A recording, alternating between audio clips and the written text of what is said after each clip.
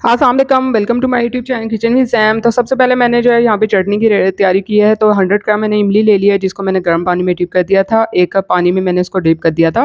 उसके बाद हमने इसको छान लेना है अच्छे से, सॉस पैन में डाल देना है और इसमें मैंने जो है वो 1/4 टीस्पून नमक ऐड किया, 1/4 टीस्पून मैंने इसमें कुटी हुई लाल मिर्च डाली है।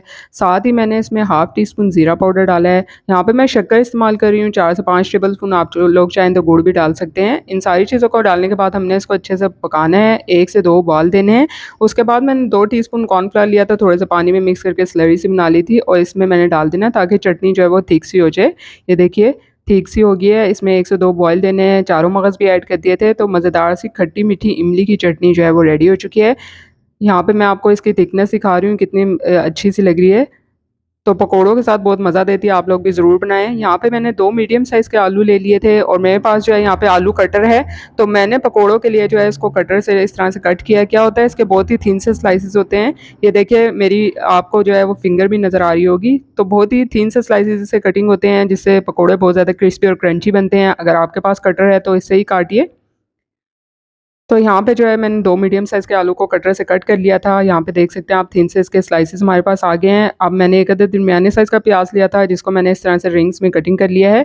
जब आप रिंग्स के बनाते हैं ना प्याज़ के, तो बहुत ही मज़ेदार क्रिस्पी से बनते हैं पकोड़े। तो आप इस तरह से भी ट्राई कीजिएगा प्याज़ के पकोड़ों को। इस तरह से हम इजीली इसको हाथ से जो है अलग कर लेंगे।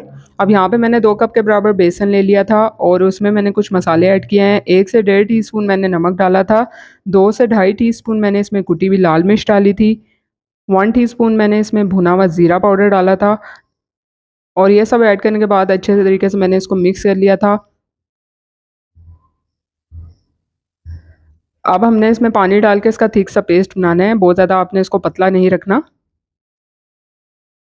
तो यहाँ पर देखिए जो मैंने प्याज के रिंग थे उसको बेसन में कोट करके इस तरह से हमने डीप फ्राई करते जाना। ऑयल आपका अच्छे से गर्म होना चाहिए, मीडियम फ्लेम पर आपने जो है इसको डीप फ्राई करते जाना है। तो ये देखिए मज़ेदार सा गोल्डन सा कलर आ गया है इस पे।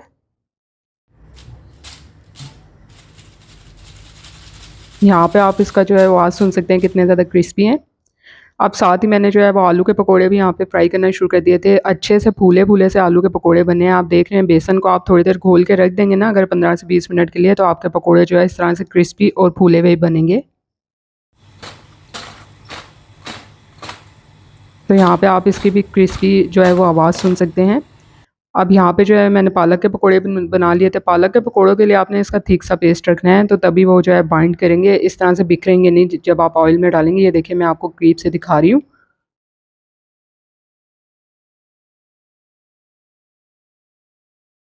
और ज़्यादा इसको जो है थोड़ी देर तक हम फ्राई करते हैं, डीप फ्राई, ताकि ये जो है वो अच्छे से क्रिस्पी से हो जाए और अंदर से कच्चे ना रहें। आप इसकी भी आवाज़ सुन सकते हैं कितने ज़्यादा क्रिस्पी हैं। तो उम्मीद करती हूँ कि आपको आज की रेसिपी पसंद आएगी। रेसिपी पसंद आई है लाइक और शेयर करना बनता है, साथ साथ चैनल को सब्सक्राइब कीजिए और एक बार जो है मेरे तरीके से पकोड़े बना के देखिए और फीडबैक से ज़रूर आगाह कीजिएगा। जल्दी मिलूँगी आप लोगों के साथ नई मज़ेदार और आसान तरीन रेसिपी के साथ। और चटनी को भी आप लोग जो है ज़रूर ट्राई कीजिएगा, बहुत ही मज़ा देती है पकोड़ों के साथ। तब तक के लिए इजाज़त दीजिए। अल्लाह हाफ़िज़।